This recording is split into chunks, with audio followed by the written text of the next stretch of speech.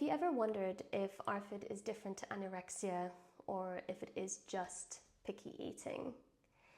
And maybe you've been given lots of unhelpful messages, you'll grow out of it or you'll get over it, or maybe even you need to try harder. If those words have frustrated you, you are not alone. The truth is that ARFID is its own unique eating disorder, one that often gets misunderstood and misdiagnosed.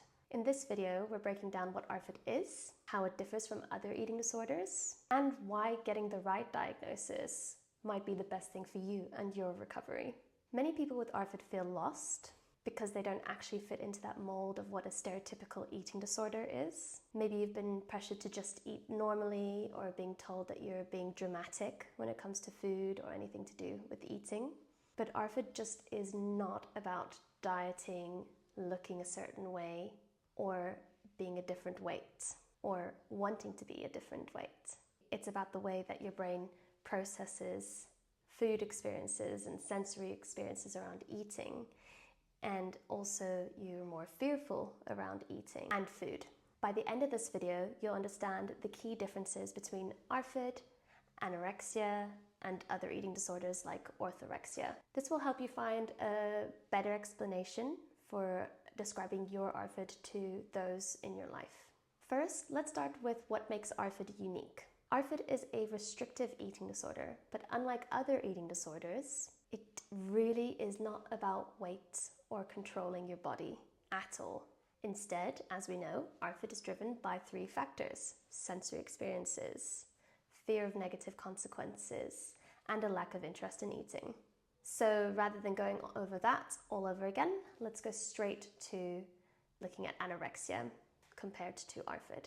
The key difference is that anorexia is driven by an extreme fear of weight gain and a distorted body image. And ARFID is not about body image at all. It's about avoidance. People with anorexia restrict their food intake because they fear weight gain and a change in their body shape. People with ARFID will avoid food because of those three reasons and those three subtypes that we've discussed before. Some people with anorexia might avoid bread because they're afraid of gaining weight. Someone with ARFID might avoid bread because they're afraid of choking, or they might not like the smell or the texture of the bread. So looking at the other typical thing that those with ARFID usually get misdiagnosed with is picky eating. So picky eating is a common phase for almost everybody's childhood experiences when growing up and learning to eat. But when it goes beyond picky eating, ARFID is long-term and it severely impacts all areas of your life. And it will continue to do so until you do something about it. So with picky eaters, children who are picky eaters often have a few foods that they dislike a lot. But they typically outgrow it and can still meet their basic nutritional needs. So the difference lies with if those preferences go beyond picky eating. So they persist into adolescence, into your teens, into your adulthood, and into your everyday life. And you start getting consequences like nutritional deficiencies, social struggles, and extreme food restrictions. A picky eater might dislike green beans but can still eat them occasionally. And someone with ARFID might just gag at the idea of it and never go near them or want to be near them. Another eating disorder, orthorexia, which is an obsession with eating clean and healthy, while ARFID is about food avoidance and not about weight-related reasons. So people with orthorexia will fixate on eating only what they perceive as pure or healthy foods. Someone with ARFID isn't obsessed with clean or healthy foods. Those with ARFID simply struggle with food variety because of their sensory sensitivities, fear-based consequences, or a lack of interest in eating. For example, someone with orthorexia will avoid pasta because they think that it's unhealthy. And someone with ARFID might avoid pasta because of the texture. Why is it often misdiagnosed? It's usually because ARFID is so different from all these different eating disorders that society knows so much about. So here is why it often goes misdiagnosed and misunderstood. Doctors and therapists assume that all eating disorders are just about weight. If someone is underweight, they might be misdiagnosed with anorexia, even though they don't fear gaining weight.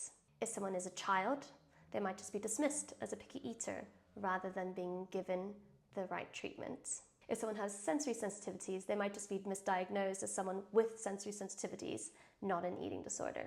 So for example, I've had many clients who come to treatment and either have been told that they can't be seen by local eating disorder services because they don't have anorexia or one of those eating disorders. Therefore, ARFID is not treatable under the local services.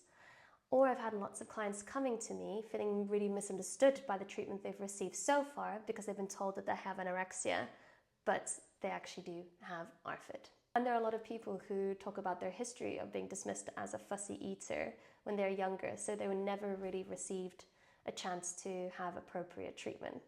So if ARFID is mistaken for anorexia, treatment will solely focus on weight restoration rather than food anxiety and sensory issues. And if the person is diagnosed, or even it's not even diagnosable, if the person is told that they're just a picky eater, then they might not receive any treatment at all.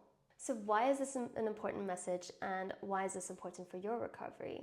Well, at the end of the day, because ARFID is not one of those eating disorders where you worry about weight gain, ARFID really needs a different approach. Recovery is not just about eating more or getting over it. Food exposure needs to be gradual and low pressure. Understanding your own patterns helps you take the right steps forward. So if you've ever felt like traditional eating disorder advice does not relate to you and is not relatable for you, this is why. But recovery needs to be tailored to your unique challenges. If you think that this video could help clarify ARFID to anyone else, feel free to show it to them. And please make sure to discuss this with your community. They would, and also I would, love to hear about your experiences. Remember, if you have struggled for years feeling like the typical eating disorder mold does not fit you, you're not alone. ARFID is real, and there are ways to make eating feel easier. You deserve support. So just a reminder that if you do need some more structured supports, you can always book a one-to-one with myself, and also make use of your community. There's always ongoing discussions, resources, tools, and guidance. Thank you so much.